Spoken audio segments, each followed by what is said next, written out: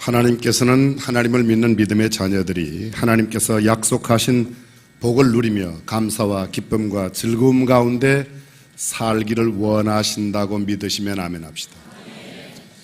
그런데 믿음의 자녀들 가운데도 이 기쁨과 즐거운 삶, 감사의 삶을 살지 못하며 때로는 원망과 불평, 또 위기와 시험 가운데 사는 경우가 얼마나 많은지 모릅니다.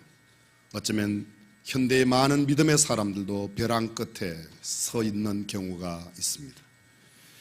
우리나라 10가구 가운데 6가구가 질병, 가계부채로 위태한 가운데 처해 있다는 보고가 있습니다. 지난 2012년 6월달 한국보건사회연구원의 한국가족의 위기성 및 취약성과 정책과제라는 보고서에 의하면 국내의 1733만 9천 가구 가운데 57.86%가 질병, 빚, 실업 등으로 위기 상황에 빠져 있다고 보고했습니다.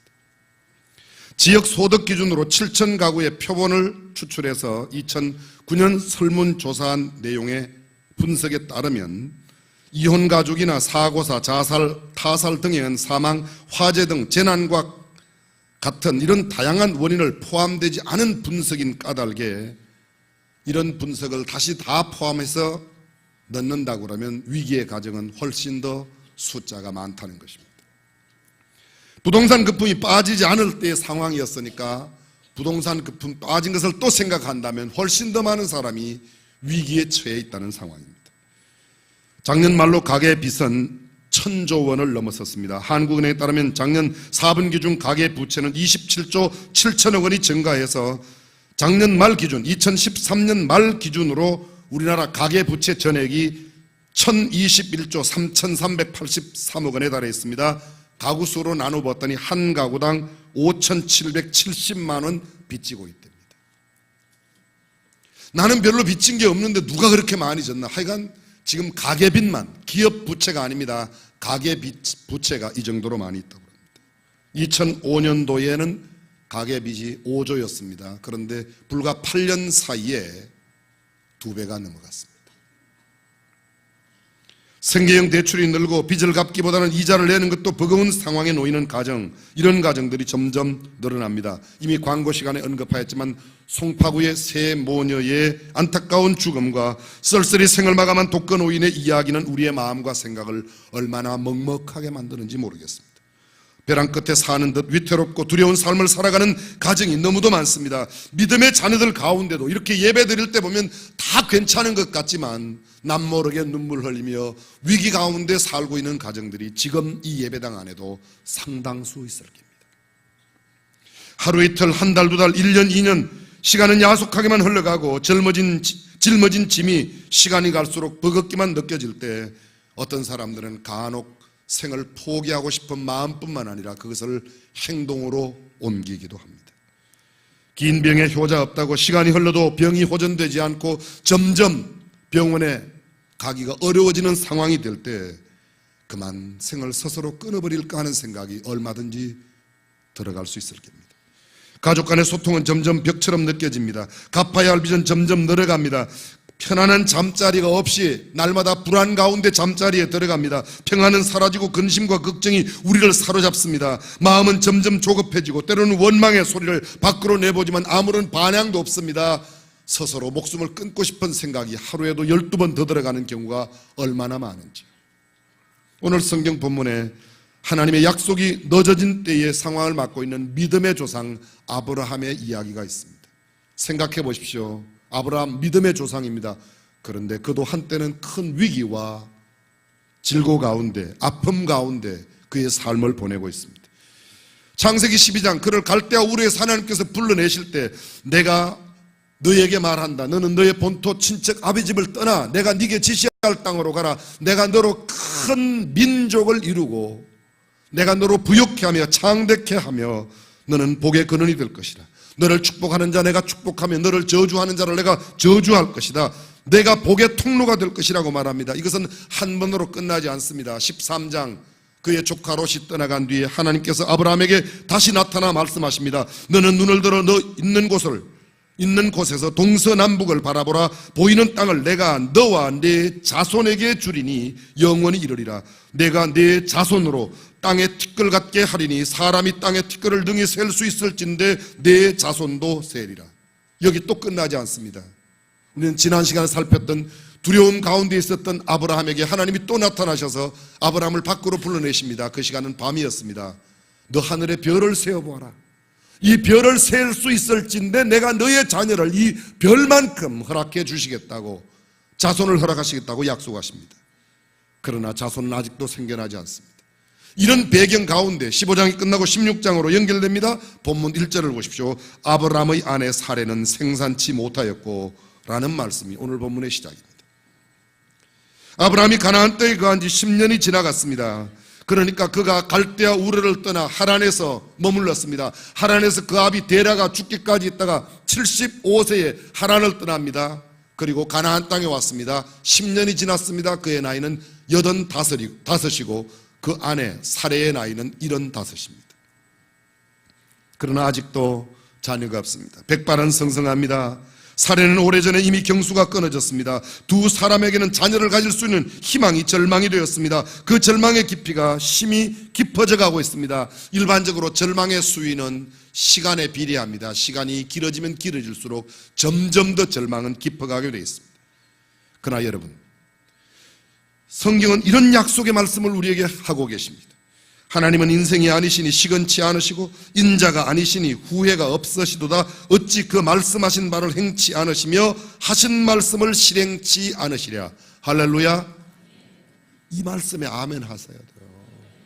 하나님은 시건치 않으시고 그 말씀하신 바를 반드시 이루시는 하나님이십니다. 아멘.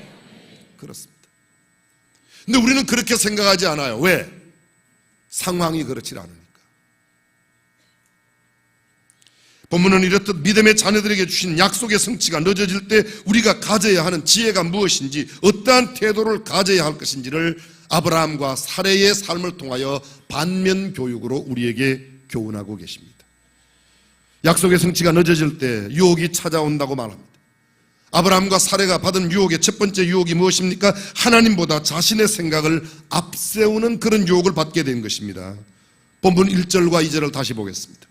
아브라함의 아내 사레는 생산치 못하였고 그에게 한 여종이 있으니 애굽 사람이요 이름은 하갈이라. 사레가 아브라함에게 이르되 여호와께서 나의 생산을 허락지 아니하셨으니 원컨대 나의 여종과 동침하라. 내가 혹 그로 말미암아 자녀를 얻을까 하노라 하며 아브라함이 사레의 말을 들으니라. 사레는 하나님을 자기 생각으로 제한하며 원망하기 시작합니다. 하나님께서 자신이 잉태하지 못하게, 하나님이 나로 잉태치 못하게 하셨으니 약속을 지키지 아니하시는 하나님으로 몰아갑니다. 하나님께는 이제 소망이 없다고 말합니다. 하나님은 더 이상 기대할 수 없다고 말합니다. 자신의 몸에 경수가 끊어짐으로 아이를 낳을 수 없다는 현상을 바라보고 하나님을 바라보지 않습니다. 전능하신 하나님의 능력을 의지하지 않고 포기합니다. 신실한 믿음의 사람이라면 하나님 어떻게 된 겁니까? 내 몸에 더 이상 아이를 가질 수 없는 상태가 이루어졌는데 이게 어찌 된 일입니까? 이렇게 물어야 하는 겁니다. 그런데 사례는 그렇게 말하지 않습니다. 단언합니다. 하나님에 대하여 포기합니다. 하나님께서 나로 잉태치 않게 하셨으니 그렇습니다. 이미 10년이 지나고 자신을 돌아보니 성취될 가능성이 없습니다. 모든 책임이 하나님께 있다고 그녀는 말합니다. 자신이 행할 앞으로의 계획과 행동에 대한 정당성은 하나님께서 약속을 지키지 않으셨기 때문에 내가 어떤 방법을 써도 괜찮다고 합리화시키고 있는 겁니다.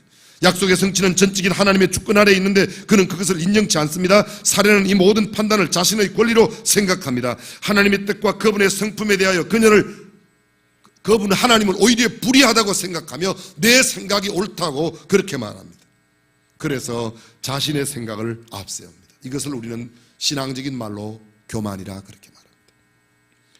출애굽한 이스라엘 백성들은 끊임없이 불평과 원망을 합니다. 자신의 부모와 이전 세대들이 하나님을 원망하다 죽어가는 모습을 지켜보았음에도 불구하고 계속하여 불평과 원망합니다. 이 불평과 원망은 모든 상황의 책임을 하나님께 돌리는 것입니다. 하나님, 왜 우리를 이곳에 인도해냈습니까? 하나님, 왜 여기는 먹을 것이 만나밖에 없습니까? 하나님이 왜 광야는 이렇게 거칠고 힘듭니까? 하나님의 인도하시는 곳이 이런 곳입니까? 하나님께 자꾸 책임을 떠맡깁니다. 하나님의 주권을 부정합니다. 하나님의 주인 되심을 거부합니다. 자신의 주장이 옳다고 주장하는 겁니다. 내 계산이 맞다고, 내 생각과 계획이 옳다고, 내 방법과 철학과 사고가 이것이 맞다고 그렇게 생각하는 겁니다.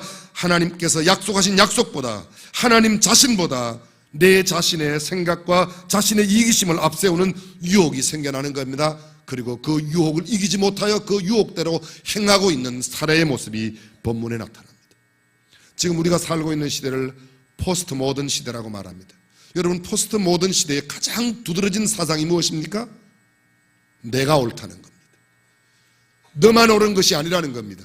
하나님 당신만 옳은 게 아니요, 나도 옳다고 생각하는 겁니다. 그래서 절대적인 신앙, 절대적인 권력, 절대적인 주권을 부인하는 것입니다.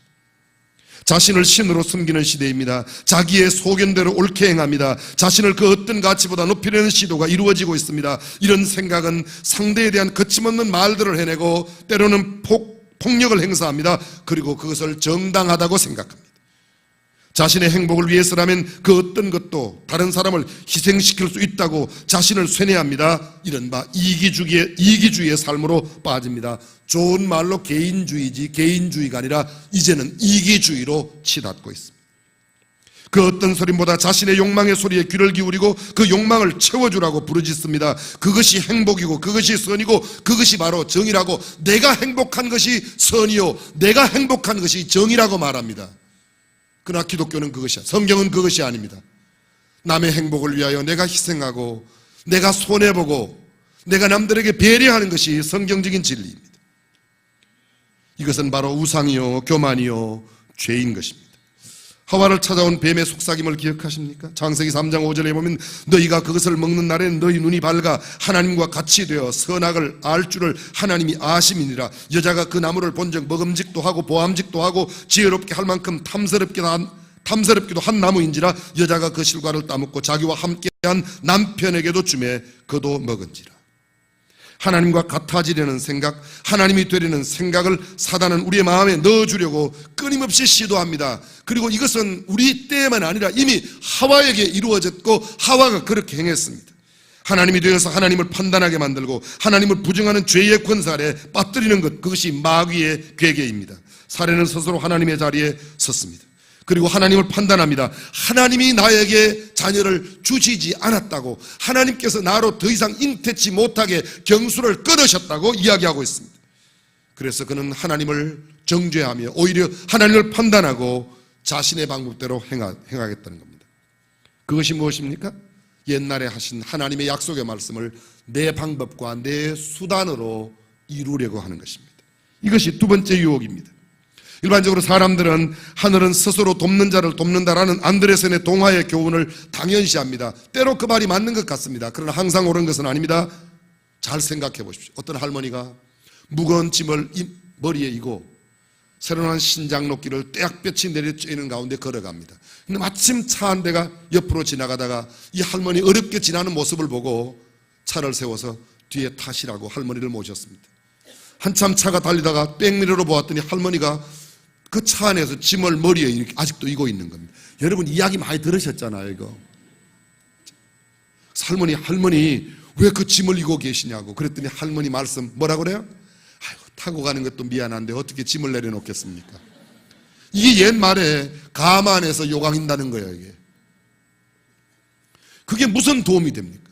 사랑하는 성도 여러분, 기억하십시오. 하나님의 은혜로 주어지는 것을 내가 무슨 일을 좀 더 하면 될 거라고 착각입니다. 우리의 모든 구원과 우리에게 주어진 모든 축복은 하나님의 전적인 은혜인 줄로 믿습니다. 내가 뭐 조금 도와주면 하나님께서 복을 더 주시고, 아닙니다.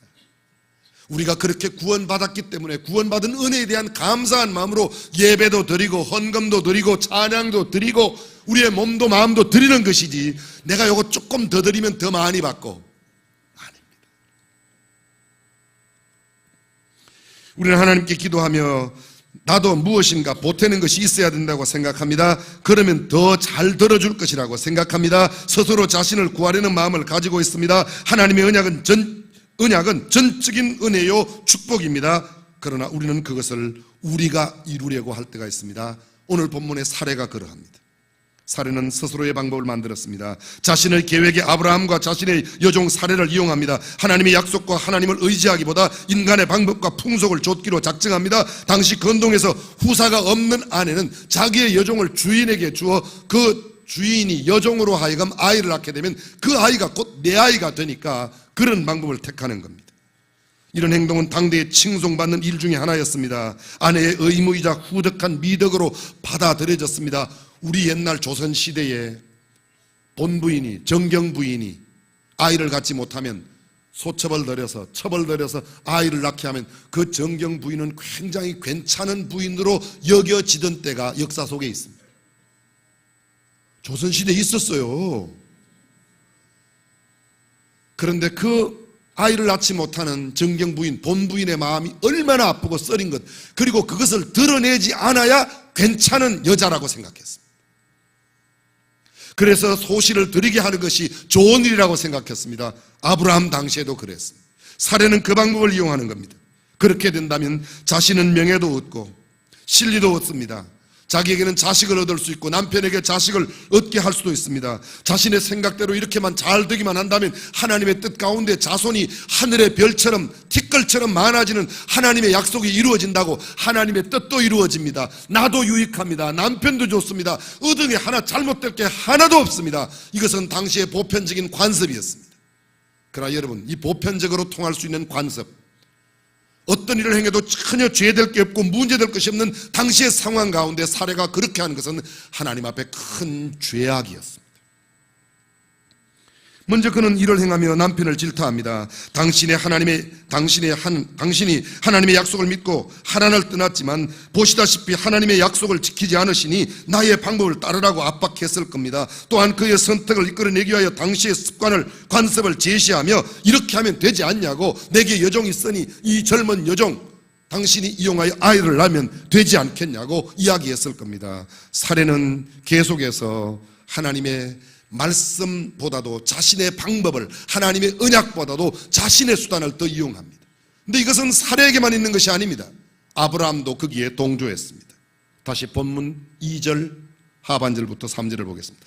원컨대 나의 여종과 동침하라. 내가 혹 그로 말미암아 자녀를 얻을까 하노라 하매 아브라함이 사례의 말을 들으니라. 믿음의 조상 아브라함은 하나님의 말씀을 들어야 하는 겁니다. 우리는 이미 잘 알고 있습니다. 그가 하나님의 말씀을 듣고 갈대아 우르를 떠났습니다. 하나님의 말씀 없이 흉년을 바라보고 애굽에 내려갔습니다. 애굽에 내려가서 얼마나 많은 어려움을 겪었는지 모릅니다. 하나님께서 오히려 바로를 치셔서 바로로 하여금 아브라함에게 손대지 못하게 하고 아브라함과 아브라함의 아내 사레와 그리고 그가 모은 모든 재물과 거기다가 또 바로가 더 많은 재물을 주고 노예까지 함께 붙여서 그곳 애굽을 떠나게 합니다. 그리하여 가나안 땅에 다시 돌아왔습니다. 10년이 흘러갔습니다. 생각해 보십시오. 10년의 세월이 지났습니다. 그리고 그 10년의 세월이 지나 하나님의 약속의 말씀이 이루어지지 않자 하갈을 주는 겁니다. 사랑하는 성도 여러분, 하갈이 누구입니까? 하갈은 그가 애굽에, 말씀 없이 애굽에 내려갔다가 하나님께서 은혜로 베풀어 주신 구원과 함께 얻어진 아브라함의 소유물입니다. 아브라함과 사례는 이 하갈을 볼 때마다 생각했어야 하는 겁니다. 과거에 자기의 아내를 누이라고 속이며 애굽에 내려갔을 때의 경험, 하나님의 말씀 없이 애굽에서 겪었던 그 모든 일들을 생각하며 오히려 하나님의 말씀을 더 지키려고 노력해야 할 터인데 이제 그렇게 생각하지 않습니다. 아내가 제안합니다. 하갈을 취하라고. 아브라함도 생각에 하갈을 취하는 것이 아마 틀림없이 하갈이 사례보다 젊었어요. 젊은 여자를 보니까 죄송합니다. 눈이 뒤집힌 거예요. 그래갖고 그냥 무슨 짓을 했는지 하여간 애를 만들었다. 하갈은 자신의 실수의 흔적이며 아내를 향하여 갖게 하는 미안한 마음을 자꾸만 생각나게 하는 사람인데도 아브라함은 그것을 거절하지 못하고 오히려 받아들였습니다. 사례의 말대로 모든 책임이 하나님께 있다고 생각했습니다. 어쩌면 내가 이렇게 하는 것은 아내가 내게 원하여 한 것이니까 내게는 책임이 없다고 생각했을는지 모르겠습니다. 그러나 여러분 생각해 보십시오. 하나님은 아브라함에게 나타나십니다. 그리고 아브라함을 책망하십니다. 하나님은 원인을 제공한 사라에게 초점을 맞추고 계시지 않습니다. 아브라함의 태도와 행동을 보십니다. 아브라함의 잘못된 판단과 행동, 결국 민족 간의 끊임없는 갈등과 전쟁을 만들고 말았습니다. 여러분, 지금 중동의 사태가 무엇 때문입니까? 이스라엘 백성들과 중동의 갈등이 무엇입니까? 그것이 바로 사레의 후손과 하갈의 후손, 이삭의 후손과 이 이스마엘의 후손의 끊임없는 전쟁입니다. 몇 년 됐습니까? 4,000년이 지나갔습니다. 사레는 자신의 계획이 온전하다고 생각했고 생각한 대로 그 일이 잘 이루어졌습니다. 그는 생각했을 겁니다. 하갈이 잉태하며 이제 내 뜻이 이루어지는구나. 이제 나는 명예를 회복하고 나는 다시금 자녀를 얻게 되고 내 남편도 아이를 얻게 되고 하나님의 말씀대로 수많은 자손들이 앞으로 별처럼 티끌처럼 생겨나겠구나. 어린 반푸너치도 없는 소리 하지 마십시오. 성경은 이렇게 말합니다. 잃었던 명예를 회복하기는커녕 사람들에게 칭송을 받는 후덕한 여인으로 인정받기는커녕 그의 기대는 산산이 부서지고 그는 고통 가운데로 들어갑니다. 본문 4절과 5절로 갑니다. 아브라함이 하갈과 동침하였더니 하갈이 잉태하여 그가 자기의 잉태함을 깨닫고 그 여주인을 멸시한지라. 사레의 생각은 산산이 부서졌습니다. 사레가 아브라함에게 이르되 나의 받는 욕은 당신이 받아야 옳도다. 내가 나의 애종을 당신의 품에 두었거늘 그가 자기의 잉태함을 깨닫고 나를 멸시하니 당신과 나 사이에 여호와께서 판단하시기를 원하노라. 자신의 목적을 이루기 위하여 두었던 그의 수가 악수가 되었습니다. 도리어 자신의 약점을 더욱 굽이며 아프게 하는 그 일이 되었습니다. 그러자 사레는 모든 책임을 남편에게 돌려 이 문제를 해결해야 됩니다. 그녀는 남편에게 사랑을 받고 싶었습니다. 그러나 남편의 거리는 점점 멀어져만 갑니다. 잊지 마십시오. 불완전한 사람의 계획은 반드시 문제를 더 크게 만들 뿐 해결이 아니라는 겁니다. 아니, 사례는 얼마든지 변명할 수 있습니다. 내게 경수가 끊어져 아이를 낳을 수 없는 게 현실이 아니냐. 어떻게 생물학적으로 생각을 해봐. 아이를 낳지 못하는 내가, 나이가 들은 내가, 백발이 된 내가 이렇게 하는 것은 당연하다고. 하나님께서도 내게 아들을 주시지 않았다고. 내 남편도 하갈을 취하는 것을 좋아했다고. 얼마든지 변명할 요소들이 많이 있습니다. 그러나 어떤 합당한 변명도 하나님 앞에 옳은 태도가 아니었습니다. 그것은 죄악이었습니다. 창세기 16장을 통하여 하나님은 우리에게 교훈하고 계십니다. 자신의 생각대로 판단하고 제사를 대신하였던 사울의 말로를 기억해 보십시오. 다윗의 실수와 그 결과를 생각해 보십시오. 머리바에서의 모세의 실수와 그 결과를 기억해 보십시오. 하나님의 말씀대로 하지 않았던 그들의 모든 일이, 머리바에서 처음 물이 없을 때 반석을 처음 물을 내게 해서 온 이스라엘 백성들이 마셨습니다. 다음 그들이 돌다가 또다시 머리바에 왔을 때 물이 또 떨어졌습니다. 하나님은 모세에게 말합니다. 내 백성을 모으고 너는 지팡이를 취하여 반석을 명하여 물을 내라고 말씀하십니다. 그런데 지난번의 경험, 처서를 물을 내었던 그 경험대로 그대로 반석을 두 번 쳐 물을 내어 먹었습니다. 온 이스라엘 백성들을 물을 실컷 마셨습니다. 그때 하나님은 갑자기 나타나십니다. 모세야 모세야, 내가 어찌하여 내 백성 앞에 나의 거룩함을 나타내지 아니했냐. 자기의 경험을 의지했습니다. 자기의 생각대로 행했습니다. 창세기 16장을 통해 주는 교훈이 바로 이것입니다. 하나님을 신뢰하지 못하고 스스로 하나님이 되려는 시도, 그것이 얼마나 우리에게 큰 고통을 가져다 주는지. 내 생각대로 잘 풀려가지 않습니다. 오히려 짐이 되고 고통이 되고 무거운 근심거리가 되는 겁니다. 그러나 여러분, 이러한 가운데도 하나님은 선한 길로 우리를 인도하시는 분이십니다.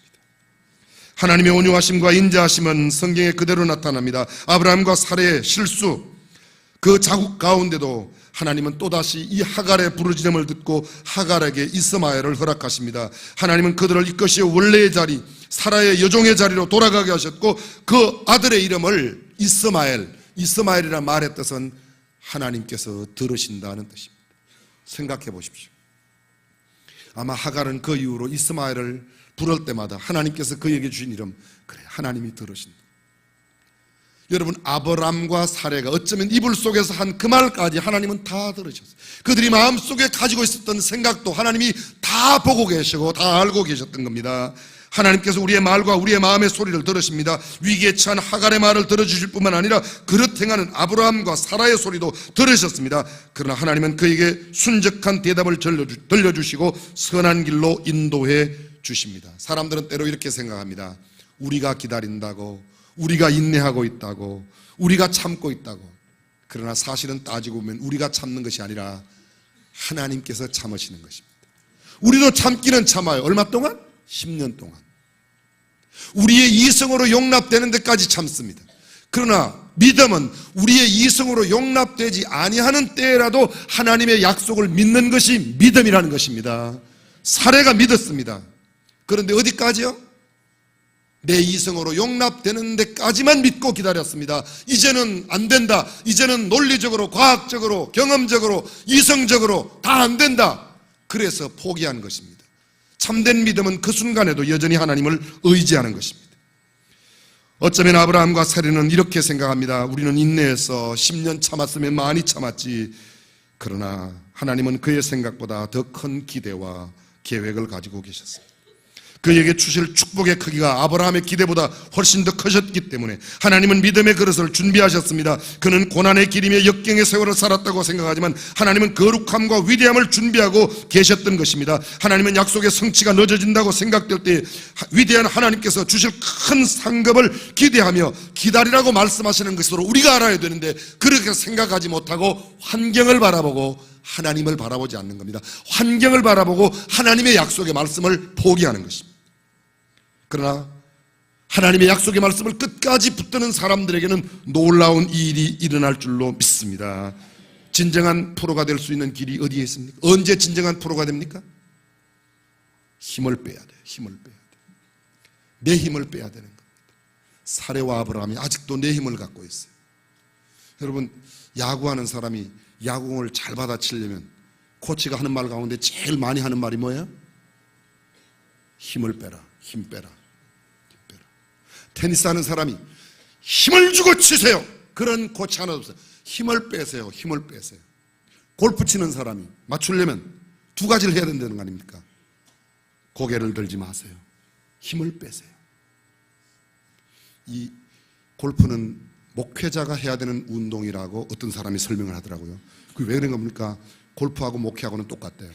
이 대가리를 들면 안 되는 게 목회고 골프라는 겁니다. 힘들어가면 안 되는 게 목회고 골프래요. 그 말을 들으니까 꼭 그래요. 저는 골프를 앞으로 많이 쳐야 되겠다는 생각을 갖는데 잘 못 치는 게 참 흠입니다. 사랑하는 여러분, 내 힘을 빼야지 돼요. 내 지식과 내 이성과 내 경험, 내 논리를 내려놓아야 됩니다. 우리의 어깨에 있는 힘을 빼야 됩니다. 사순절이 무엇입니까?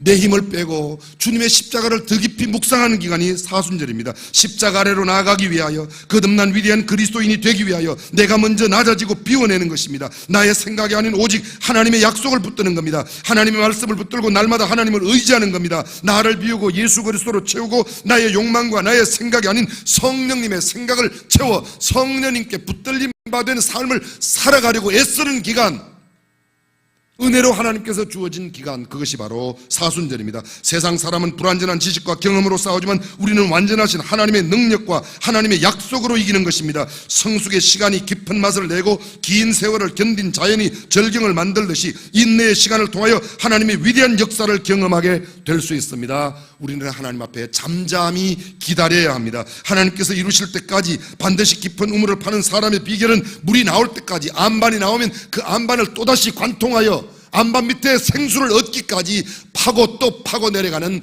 노력과 인내를 할 때 참된 생수를 얻게 될 줄로 믿습니다. 사랑하는 성도 여러분, 하나님의 약속의 성취가 우리가 생각했던 것보다 늦어질 수 있습니다. 그러나 하나님의 약속은 반드시 성취됩니다. 하나님의 약속의 성취가 늦어진다고 생각할 때 기억하십시오. 사단이 하나님이 아닌 자신의 욕망을 높이려고 한다는 그런 욕망을 우리 가운데 가져옵니다. 이제 안 돼. 그러니까 네가 이렇게 해봐. 이것은 괜찮은 풍습이야. 이렇게 하면 너도 명예를 얻을 수 있어. 이렇게 하면 하나님의 뜻도 이루어질 수 있다고 말합니다. 하나님의 뜻은 하나님의 역사에 의하여 이루어지는 것이지 내 생각과 내 힘에 의하여 이루어지는 것이 아닙니다. 지금 이 순간에도 하나님은 약속을 이루시고 계십니다. 내일 아침 해가 동쪽에서 떠올라 어둠을 밀어내 서쪽으로 가는 것처럼 하염없이 눈이 내리고 추위가 휘몰아쳐 오고 송곳 바람이 살을 에이는 듯 파고 들어와도 봄은 어김없이 찾아오게 되어 있습니다. 땀을 흘리며 우리를 위하여 일하시는 주님을 바라보십시오. 벌거벗은 수치를 개의치 않으시고 모든 모욕과 박해를 감내하신 십자가 위에 예수 그리스도를 바라보십시오. 못 박힌 양손과 양발에 떨어지는 선혈을 바라보십시오. 창에 찔려 피 흘리시는 예수님의 옆구리를 똑똑히 바라보십시오. 가시관을 쓰시고 십자가에 달려있는 주님을 바라보십시오. 그 위대한 사랑, 그 포기하지 않으시는 하나님의 열심이 결국 저와 여러분을 위대한 믿음의 자리로 인도하여 주실 줄로 믿습니다. 여러분, 하나님이 어떤 분이십니까? 하나님은 약속에 신실하신 분이십니다. 약속의 성취가 늦어지더라도 첫째, 서두르지 말고 주님의 때를 기다리십시오. 둘째, 사람, 사례의 말보다 하나님의 음성을 기다리십시오. 셋째, 인간적인 사고와 방법을 이용하지 말고 하나님의 방법에만 의지하십시오. 참으로 하나님을 믿으십니까? 그분의 신실하심을 믿으십니까? 그분이 변치 않으심을 믿으십니까? 하나님은 언약을 지키는 분이라고 믿으십니까? 하나님은 거짓이 없는 분이라고 믿으십니까? 정말 믿으신다면 흔들리지 마십시오. 내 머리, 내 지혜를 굴리지 마십시오. 용서하고 들어주십시오. 하나님의 지혜를 구하고 하나님의 말씀을 구해야 되는데 내 머리를 써요. IQ, 지능지수예요. EQ, 감성지수예요. 예전에는 EQ가 enthusiasm, 그래서 그게 열정이라는 열정 quotient, enthusiasm quotient 이래갖고 열정이 얼마나 있느냐. 요새는 좀 달라졌어요. EQ, emotional, 감성이었더니. JQ, 기억나세요? 잔대가리 quotient라고. 내 잔머리 구리지 말고 하나님만 전폭적으로 의지하는 믿음 가운데 하나님의 큰 복을 누리시는 저와 여러분이 되시기를 바랍니다. 정말로 하나님을 믿는다면 들레지 마십시오. 조급하지 마십시오. 내 생각, 내 계산을 포기하십시오. 서두르지 마십시오. 사람의 말에 귀를 기울이지 마십시오. 학자라고 현조라고 현자라고 내 주변에 존경받는 사람이라고, 그러나 정말 우리가 하나님의 뜻을 이루기를 원한다면 하나님의 말씀에 귀를 기울여야 할 것입니다. 하나님은 전능하십니다. 하나님은 모든 것을 알고 계십니다. 하나님은 영원하십니다. 하나님은 우리를 사랑하십니다. 하나님은 진실하십니다. 하나님은 신실하십니다. 거짓이 없는 분이십니다. 그분을 우리가 믿는다면, 그분을 정말로 진실하게 의지한다면 흔들림이 없는 그 믿음으로 맑고 투명한 시선을 갖고 견눈질 없이 시선 집중 주님만 바라보고 긍정적인 몰입의 삶, 진정한 믿음의 삶으로 하나님의 큰 복을 누리기를 주님의 이름으로 축원합니다. 기도하겠습니다.